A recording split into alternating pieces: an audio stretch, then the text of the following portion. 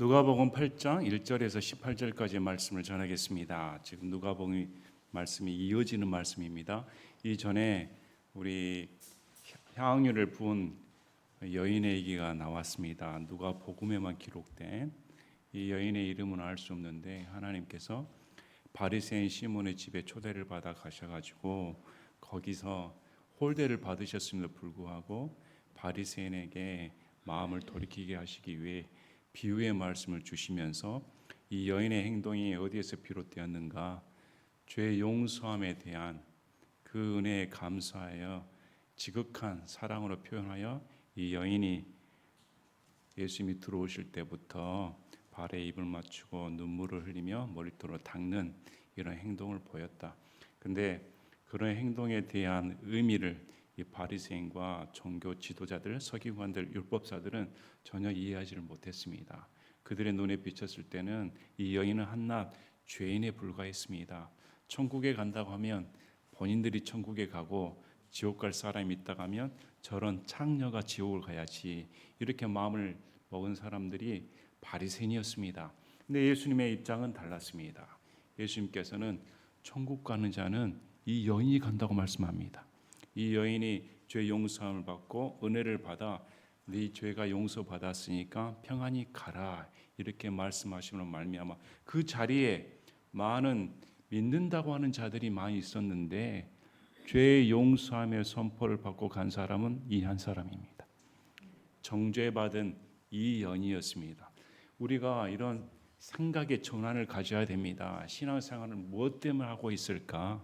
신앙생활을 하면서 자기 의를 주장을 하고 내가 이만큼 했으니까 하나님 앞에 자신의 공로를 내세우는 바리새인처럼, 나는 저런 부류와 다르다, 나는 11조 꼬박 내고 주일 성수 잘하며 새벽기도 잘하고 다른 더러운 죄인들과 어울리지도 않고 그래서 나는 거룩한 자다, 구별된 자다, 이건 착각이란 것입니다.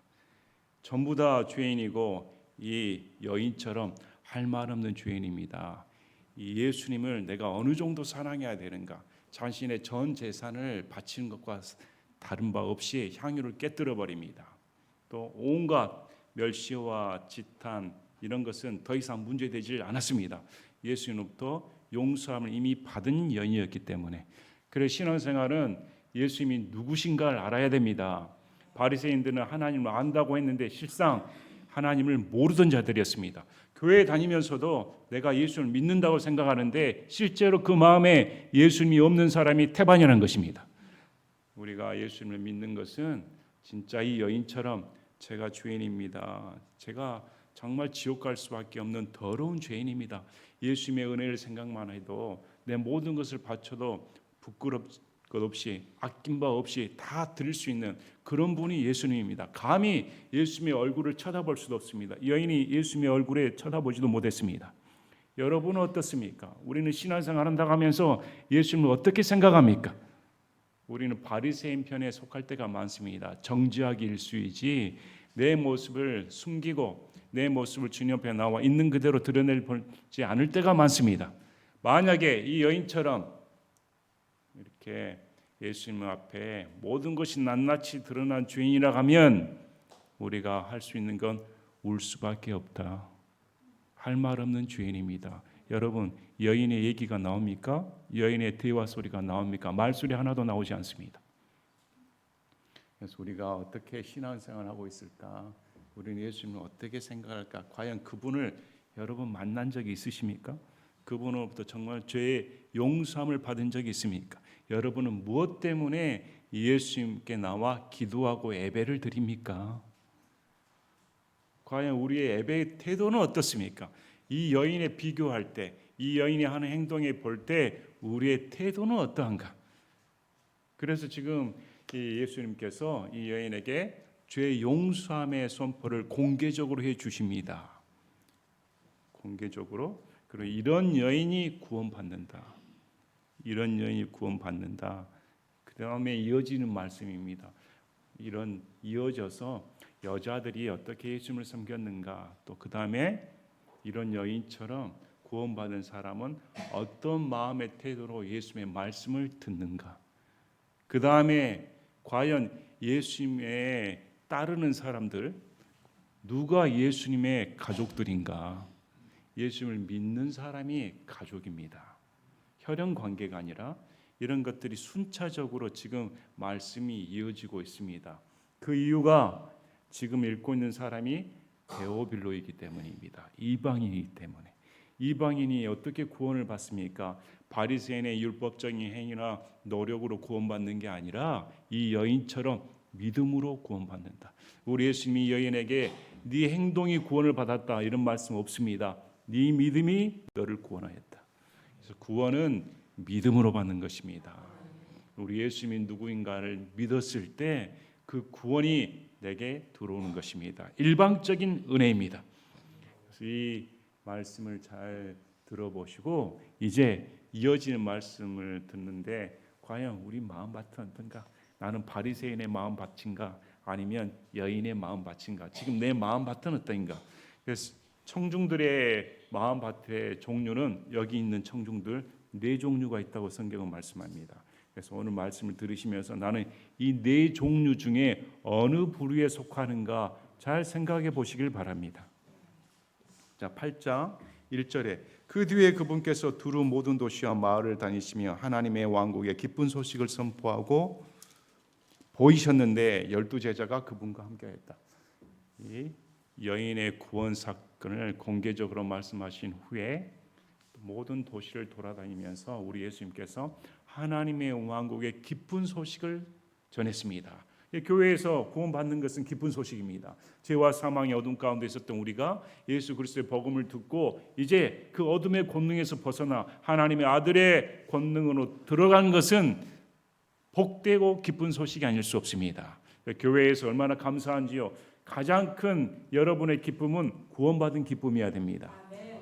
그것이 기쁜 소식입니다. 이 기쁜 소식에 12제자가 함께했다. 왜? 제자 훈련을 시켜야 되니까 12제자가 예수님과 함께 했는데 거기서 끝나는 게 아니라 2절 3절이 기록되어 있습니다. 누가복음에만 기록되어 있습니다. 그래서 여러분 누가는 이방인입니다. 당시 유대 사회에서 여자가 이렇게 나서는 것은 금지되어 있습니다. 여자가 남자와 말을 섞는다든지 여자가 이런 활동을 하는 것은 당시 굉장히 희박한 일이었습니다. 거의 금기시되었습니다. 그런데 지금 2절 3절을 누가가 기록한 이유가 첫째, 여자들이 이런 역할을 감당을 했다. 남녀 차별이 없다. 여자도 하나님의 역사에 참여한다. 이걸 가리키고 두 번째, 이 여자들이 어떻게 섬겼는가? 제물로 섬겼다. 이렇게 말씀을 합니다. 그래서 2절 3절 말씀을 드리면서 이들의 위치, 신분을 보면 마귀가 7이나 들린 막달라 마리아가 있고 시골 출신의 마리아입니다. 그리고 신분이 높은 헤롯의 청직인 아내 요한나 이름이 나옵니다. 굉장히 귀부인입니다. 이런 것을 적어주면서 누가는 빈부 귀천 상관없이 예수님을 믿는다. 예수님의 복음 역사는 남자 여자 가리지 않고 빈부를 가리지 않고 모두가 다 동일하게 하나님의 역사가 일어난다는 사실을 보여줍니다. 2절에 또 악한 영들과 병약함에서 고침을 받은 어떤 여자들, 예수님께서 마을 곳곳에 돌아다니면서 병을 고치시고 마귀를 내쫓아 주셨습니다. 그 중에 이런 사람들이 있었습니다. 모두가 다 하나님의 은혜로 병 고침을 받고 마귀가 내쫓기는 그런 역사를 체험한 사람들입니다. 이 여자들은 첫째 여자가 곧 몸속에서 7 마귀가 나간 자로 막달라 하는 마리아. 이 막달라는 도시 이름입니다. 마을 이름입니다. 막달라는 지역에 사는 마리아다. 성경에서 마리아라는 이름이 많이 나옵니다.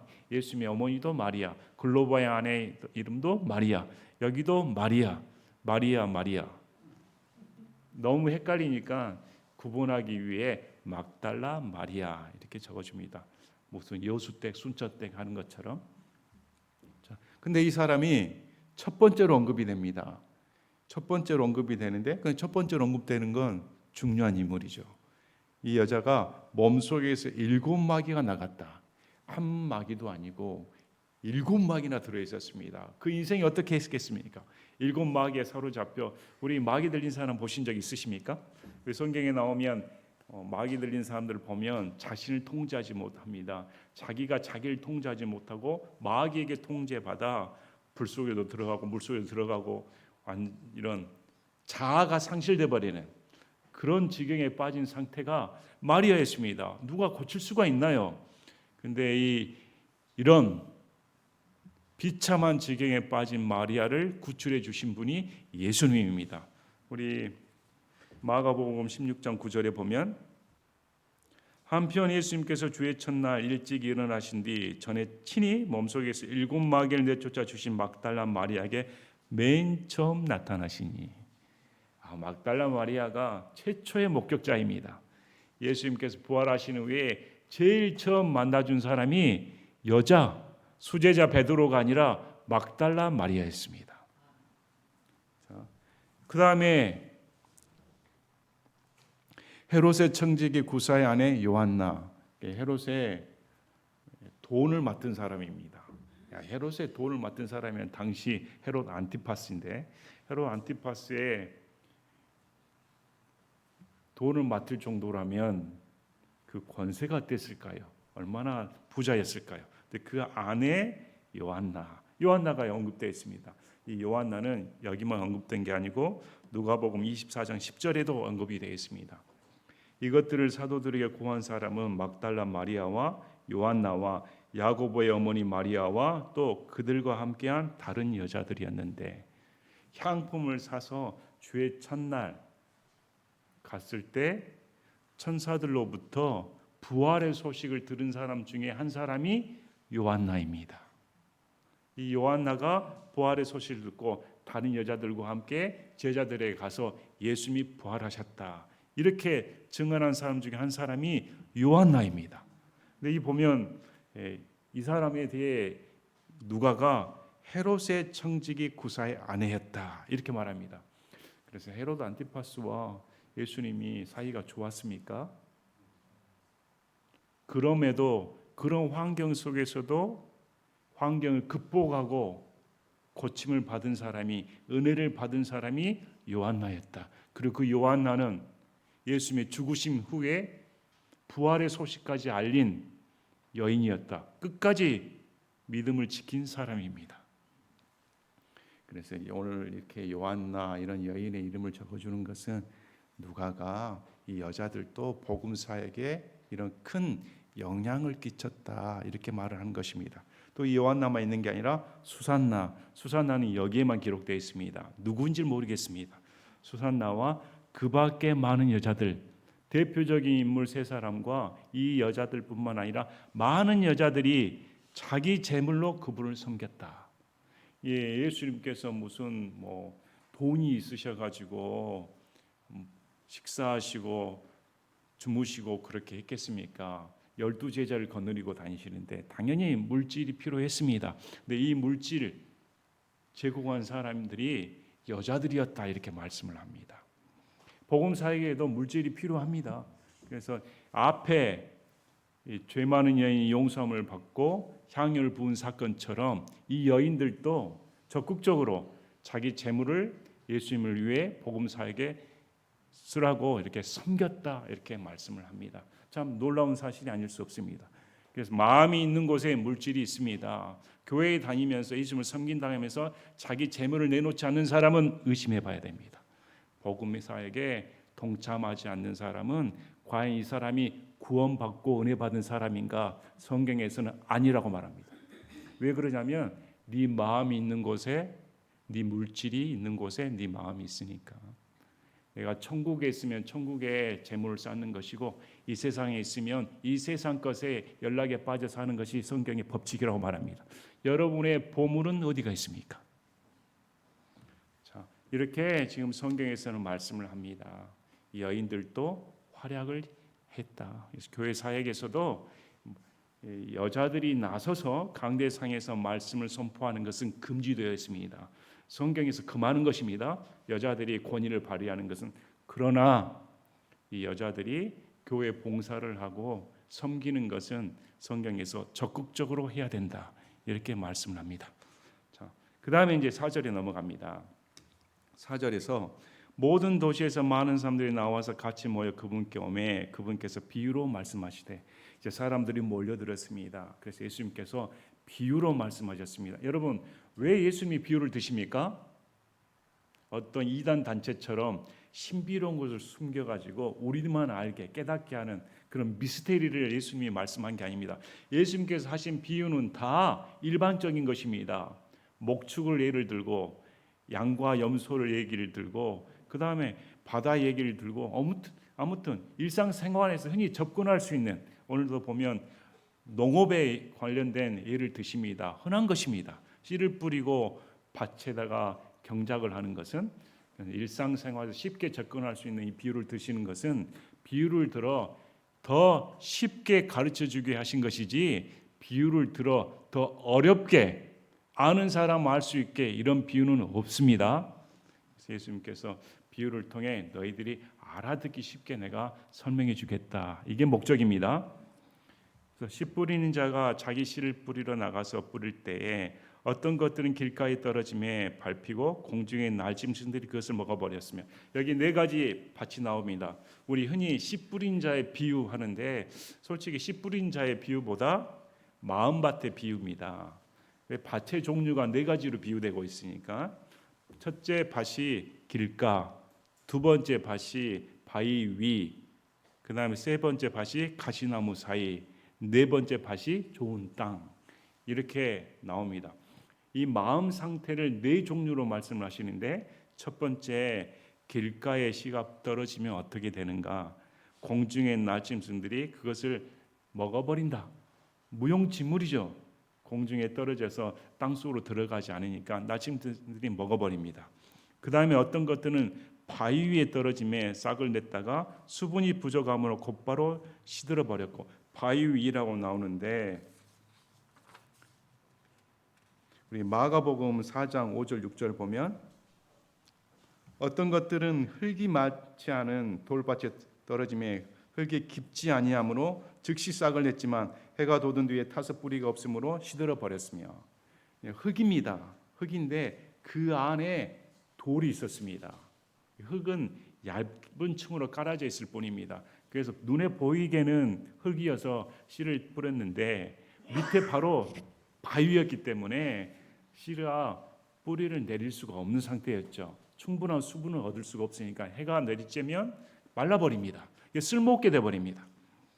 그다음 세 번째 밭은 어떤 것들은 가시나무들 사이에 떨어짐에 가시나무들이 그것과 함께 돋아나 그것을 숨막히게 하였으며, 떨어졌는데 가시나무들 사이에 떨어져 버렸습니다. 주위에 잡초 가시나무가 있었습니다. 함께 자라려고 했는데 이 가시나무가 덮어버리니까 이 씨가 싹을 뿌리를 내리고 자라서 열매를 맺을 수가 없습니다. 그걸 뚫고 살 수가 없으니까. 그리고 네 번째는 다른 것들은 좋은 땅에 떨어짐에 싹을 내서 100배의 열매를 맺었느니라. 100배까지 어떻게 맺습니까? 근데 하나님께서 이 씨가 좋으니까 그렇습니다. 씨는 나무랄 것이 없이 좋은데 마음밭이 안 좋기 때문에, 밭이 안 좋아서 지금 이게 열매를 못 맺는 것이, 좋은 땅만 만나면 이 씨는 100배나 열매를 맺는다, 결실을 맺는다, 이렇게 말씀을 합니다. 그리고 나서 그분께서 이것들을 말씀하시고 외치시되, 크게 외치셨죠. 들을 귀 있는 자는 들을지어다. 그러면 여러분, 들을 귀 없는 자가 있다는 것입니다.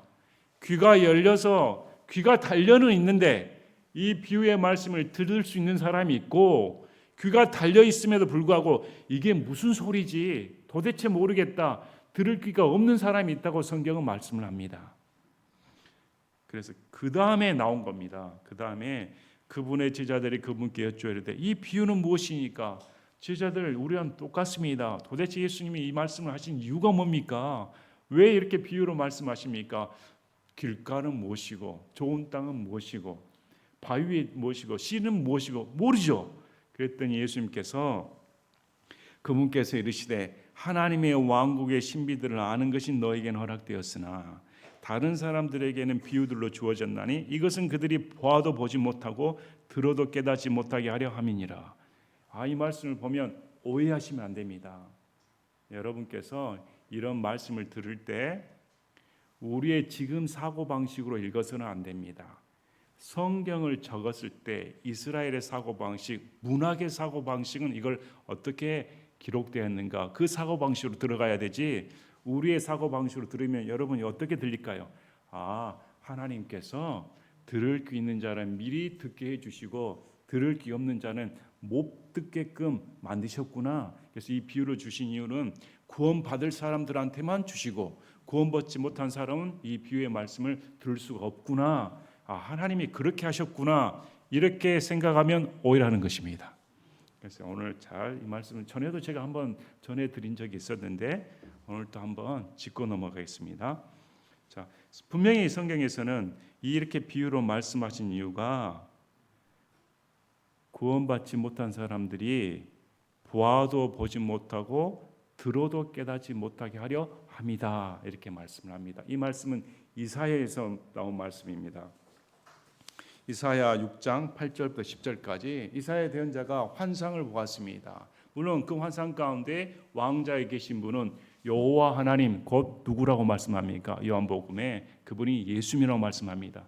그래서 이사야 6장 8절부터 10절까지 또한 내가 주의 음성을 들었는데 이르시기를 내가 누구를 보내며 누가 우리를 위하여 갈까 하시므로 그때 내가 이르되 내가 여기 있나이다 나를 보내소서 하니 한 가지 또 잘 말씀드린 게 여기 하나님께서 우리라는 대명사 우리라는 표현을 하시죠. 삼위일체 하나님입니다.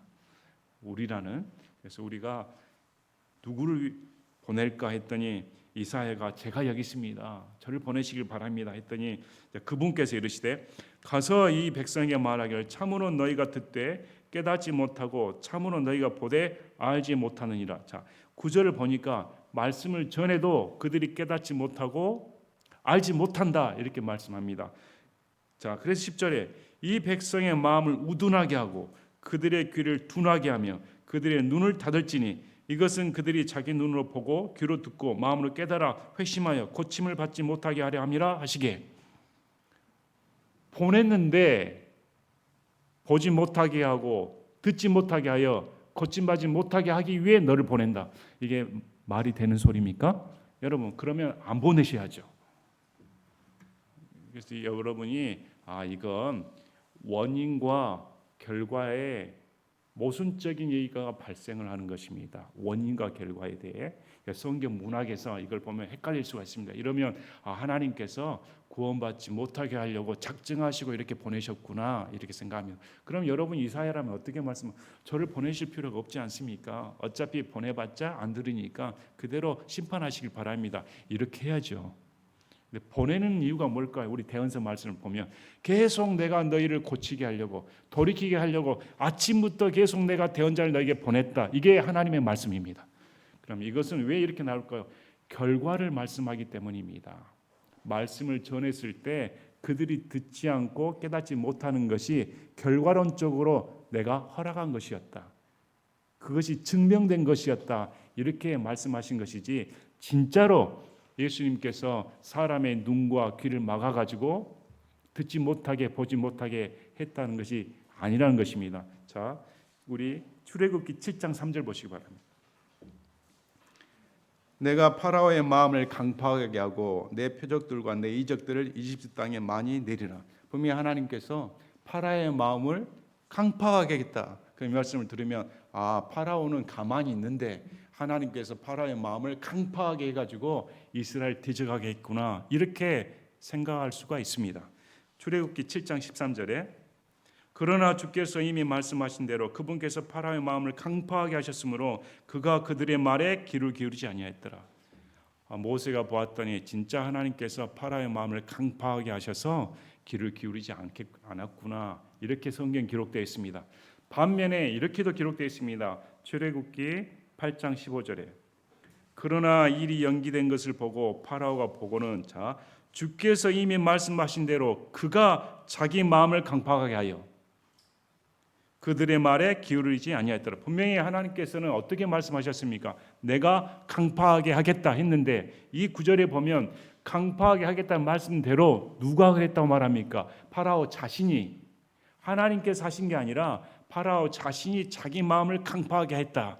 이렇게 말씀합니다.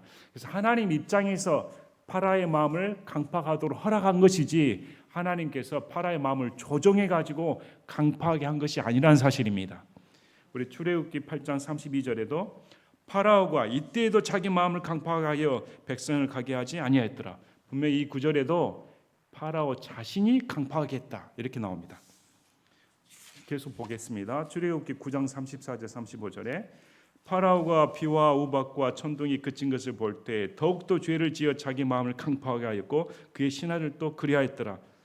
여기서도 분명히 자신이 강팍하게 했다 이렇게 말합니다. 근데 35절에 주께서 이미 모세를 통해 말씀하신 대로 파라오의 마음이 강팍해져서 그가 이스라엘 자손을 가게 하지 아니하였더라.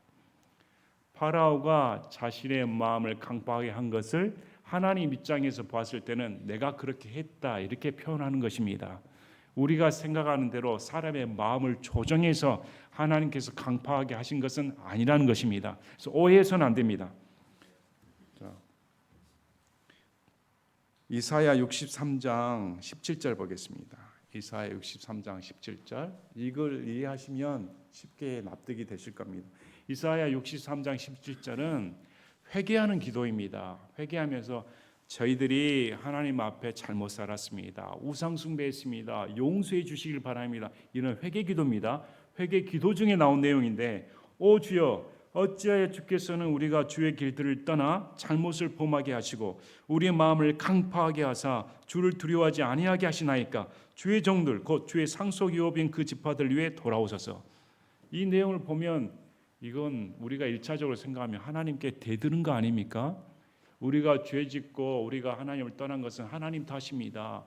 하나님께서 우리에게 죄짓지 않게 하셨어야죠. 하나님께서 우리를 우상 숭배 안 하게 하셨어야죠. 이렇게 들릴 수가 있는데 이건 회개기도입니다. 이건 무슨 내용일까요? 하나님 우리가 잘못했습니다. 우리가 잘못해서 하나님께서 로마서 말씀처럼 우리의 욕정대로 내버려 두셨으니 주여 용서해 주시길 바랍니다. 이런 뜻입니다. 진짜로 하나님께서 죄짓게 해주겠다. 이게 아니라 이해가 되시겠습니까? 그래서 어떤 사람들은 꼭 잘못 오해해가지고 긍휼을 베풀 자에게 긍휼을 주시고 강팍하게 할 자에게 강팍하게 하신다 이런 말씀 인용해가지고 창세 전부터 구원받을 자 구원받지 못할 자가 정해져 가지고 아무리 비유를 들어도 나는 구원받고 싶어서 비유를 듣고 싶은데 하나님께서 내 눈을 가려버리시고 내 귀를 닫아버리시니 나는 구원받지 못한다 이런 뜻이 아니라는 것입니다. 아시겠습니까 이제? 그래서 우리가 이런 문학적인 또 성경에서의 가르침은 어떻게 됐는가 잘못 그런 것의 원인과 결과를 놓고 말씀하실 때 하나님께서 허락하신 것이고 자기들의 죄 탓입니다. 이것을 하나님께서 입장에 보셨을 때는 내가 그렇게 했다 이렇게 표현한 것이지 진짜로 그들의 눈을 막아버리고 귀를 막아버리는 것은 아니란 사실입니다. 이해하시겠습니까? 자, 이제 11절부터 15절까지 보시면 이제 비유를 하나씩 해석해 주십니다. 한편 그 비유는 이러하니라. 시는 하나님의 말씀이다. 시 자체는 하나님의 말씀인데 길가에 있는 것들은 말씀을 듣지만 그때 마귀가 와서 그들의 마음에서 말씀을 빼앗아가므로 믿지 못하고 구원받지 못하는 자들이니라. 길가는 어슬렁어슬렁하는 사람들입니다. 하나님 말씀을 들으려고 귀를 쫑긋 세고 들어야 할 텐데 구경꾼들입니다.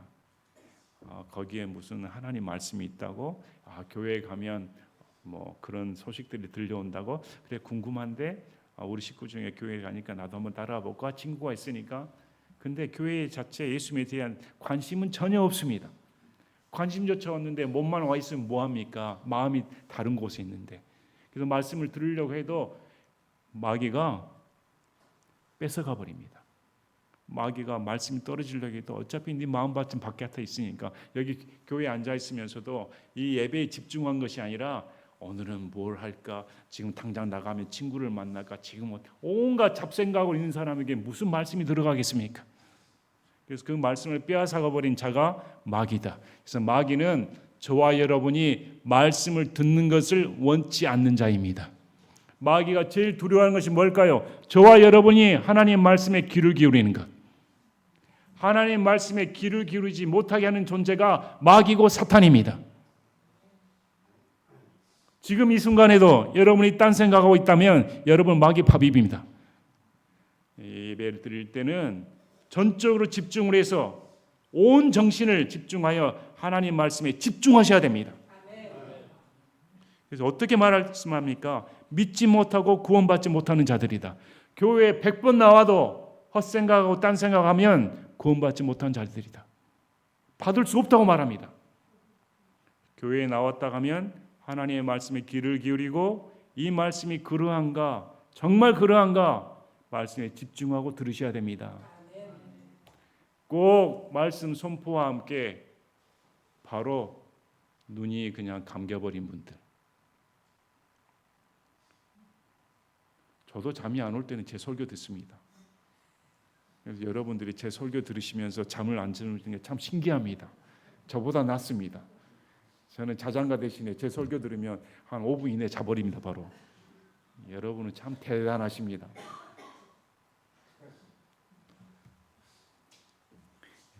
성경에 예배 나왔으면 하나님 말씀이 내 생명이다. 이렇게 집중하셔야 됩니다. 여러분, 예수님이 성경은 아니죠. 성경이 무슨 예수님입니까? 근데 예수의 말씀이 성경입니다. 그리고 예수의 말씀이 생명입니다. 말씀의 생명. 이 말씀이 내 생명이라고 생각하시면 여러분 어떻게 들으셔야 됩니까? 와, 하나님의 말씀이 내 생명이다. 말씀에 모든 걸 투자를 해야겠다. 말씀에 집중해야겠다. 이야, 이렇게 들으셔야 되지. 그냥 구경하러 왔다 가면 오실 필요 없습니다. 그런 길가에 마음밭을 가진 사람들은 예수님께서 구원받지 못한 자들이다. 이렇게 말씀합니다. 두 번째, 바위 위에 있는 것들은 들을 때 기쁨으로 말씀을 받아들이지만 뿌리가 없어 잠시 믿다가 시험의 때에 떨어져 나가는 자들아. 예배의 말씀을 듣습니다. 말씀을 듣는데 흙이 땅의 깊이가 깊지 않고 얇고 그 마음밭에 큰 바위가 하나 있습니다. 여러분 마음속에 바위들이 있습니까 지금? 그래서 씨가 떨어졌는데 뿌리를 내리려고 했더니 밑에가 바위인데 어떻게 뿌리를 내립니까? 있는 씨앗까지 다 말라버리죠. 결실을 맺은 건 상상도 못합니다. 그냥 무용지물입니다. 이 종류도 구원받지 못한 사람들입니다. 왜? 말씀이 마음밭에 뿌리를 내리지 못했기 때문에, 말라버렸기 때문에. 근데 어떻게 말할 거예요? 들을 때 기쁨으로 받아들인다. 교회 나와서 정말 찬송 잘합니다. 얼굴은 천사가 따로 없습니다. 하나님 말씀만 들을 때 눈물이 퍽퍽퍽퍽 나옵니다. 야, 하나님께서 사랑하신다고 간증하러 다닙니다. 여기 와가지고 참 간증하였습니다. 제가 천국을 보았습니다. 환상을 보았습니다. 이런 기적을 체험했습니다. 와, 성도들도 다 부러워합니다. 그런데 환난이나 고난이 오면 금방 그 믿음 어디 갔는지, 그렇게 눈물을 펑펑 흘리며 감격해 하는 그 감동의 간증은 어디 갔는지, 얼굴은 완전히 구겨지고 온 세상의 슬픔은 자기가 짊어진 것처럼, 그런 남비 신앙은 쓸모가 없다. 폴짝폴짝 뛰는 신앙은 아무 의미가 없다. 그건 뿌리가 없는 것이다. 뿌리가 있으면 바람이 흔들려도 고난을 견뎌내는데 뿌리 자체가 없으니까 쉽게 바람만 부르면 넘어가 버린다. 그래서 여러분 방방 뜨는 신앙 부러워하지 마시길 바랍니다. 금방 그냥 좋았다가 나빴다가 그냥 참 불쌍합니다. 그대로 신앙생활하다 끝나버리니까 얼마나 불쌍하면 자기는 믿는다고 생각하는데 착각하는데 그건 믿음이 아닙니다. 분명히 성경에서는 믿음은 뿌리를 내려야 됩니다. 뿌리를 내리고 바람이 와도 날아가지 않아야 정상이다. 우리 마음밭에 예수님의 구원이 담겨 있으니까. 여러분은 어떻습니까? 여러분의 신앙은 환난과 핍박이 다가오면, 그래서 기복신앙은 마귀신앙이라고 말씀드렸습니다. 교회에 복을 준다, 기쁘다, 무슨 내 감정이 뜨겁게 타오른다, 이런 것은 자기를 우상 숭배하는 것입니다. 자기가 하나님입니다. 하나님은 그렇게 복을 주러 오신 분이 아닙니다.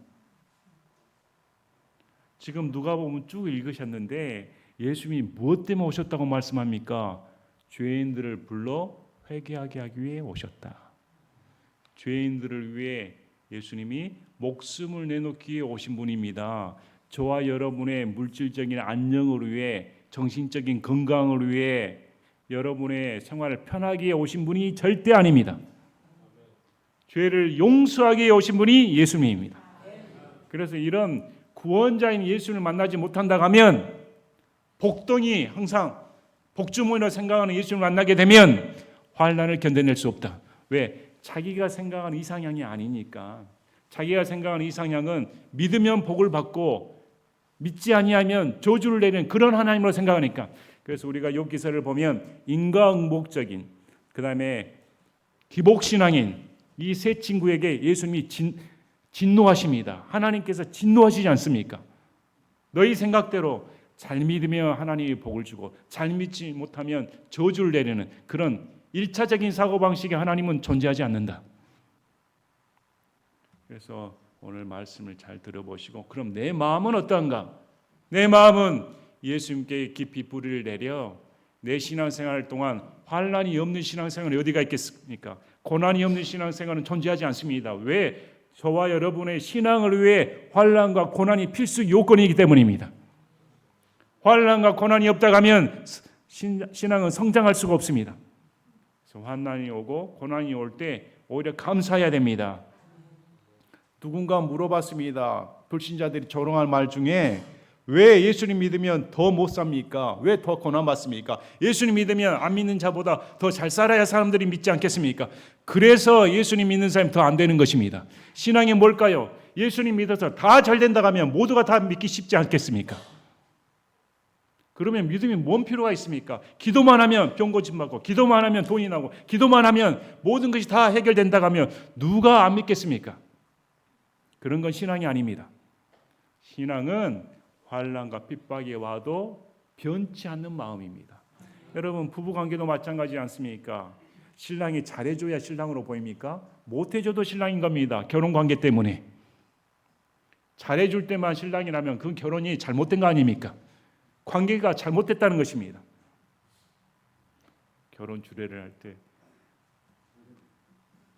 검은 머리 팥뿌리가 되도록 환난과 비바람이 몰아쳐도 당신밖에 없어. 그래놓고 얼마 안 돼 이혼해버리지 않습니까? 예수님 믿는 건 그렇게 믿는 거 아닙니다.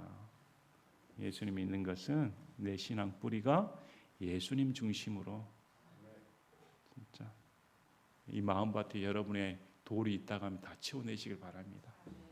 돌이 있다가 하면 다 이 강팍한 마음 다 치워버리고 예수님 내 마음에 들어오시길 바랍니다. 저는 예수님 뿐입니다. 이렇게.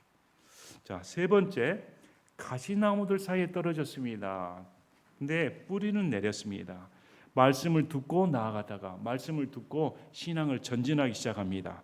그런데 이 세상 삶의 염려와 재물과 쾌락으로 숨이 막혀 자라나려고 했는데 여기에 세상 쾌락, 염려, 재물 때문에 더 이상 신앙이 자라날 수가 없습니다. 숨이 턱턱 막혀 열매를 맺지 못한다. 신앙생활을 하려고 했는데 지금 이 순간에도 온갖 염려로 가득 차 있습니다. 말씀을 듣는 이 순간에도 내 앞날이 어떨까 좌불 안석입니다. 말씀에 집중하기가 힘듭니다. 지금 내 재산은 어떨까? 온갖 교회에 와가지고 재산 늘릴 생각만 하고 툭 하면 염려 없이는 못 살아. 여러분의 식당 어떤 사람들은 염려를 먹고 살고 있습니다. 예수님 믿으면서도 하루라도 염려를 하지 않으면 입에 가시가 돋친가. 날마다 염려 근심해 하면 어떻게 신앙이 자랍니까? 우리 예수님께 염려와 근심을 맡겨버려야 되지 않습니까? 예수님 중심으로 가야 될 텐데 예수님보다 염려 근심에 재물에 중점을 두니 어떻게 신앙이 자라겠습니까? 숨이 막혀 더 이상 열매를 맺을 수가 없다.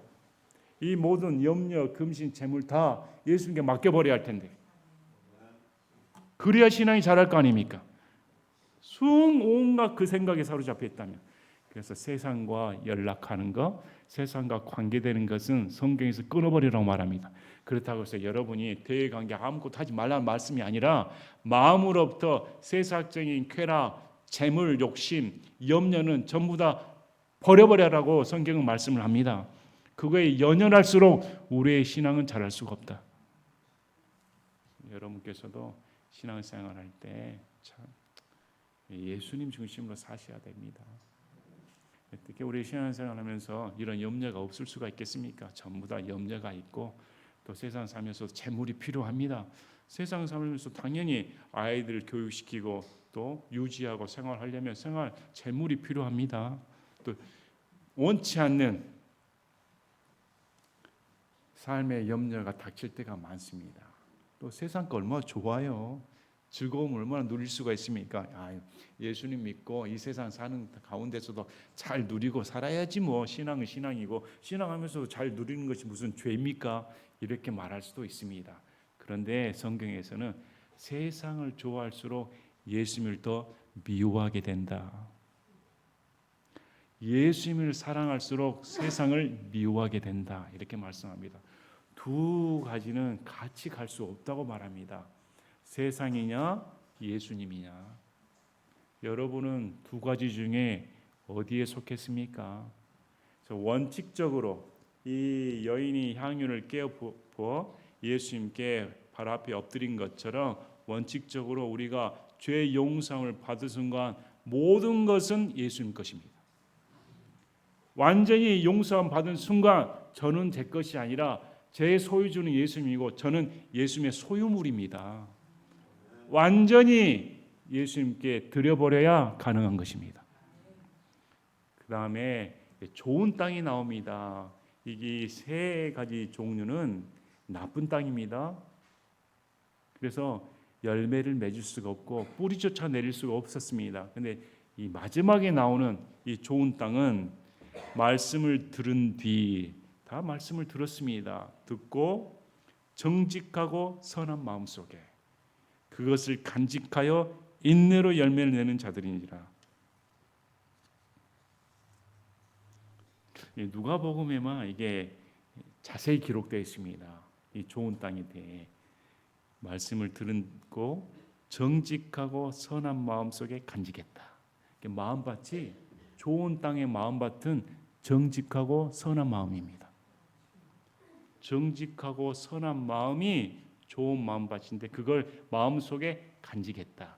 씨앗이 땅 속에 들어가 묻혀가지고 열매 싹을 뜰 때까지 간직하는 것처럼 마음속에 간직해서 인내합니다. 여러분 뿌리자마자 거기서 싹이 나옵니까? 시간이 지나야 싹이 나오고 쑥 이렇게 나무가 형성이 되는 것처럼 인내의 기간이 필요합니다. 세상 염려, 쾌락 이 모든 것을 견뎌내고 마음 가운데 인내했을 때 열매를 내는데 어떤 열매까지 나옵니까? 100배의 결실을 맺는다.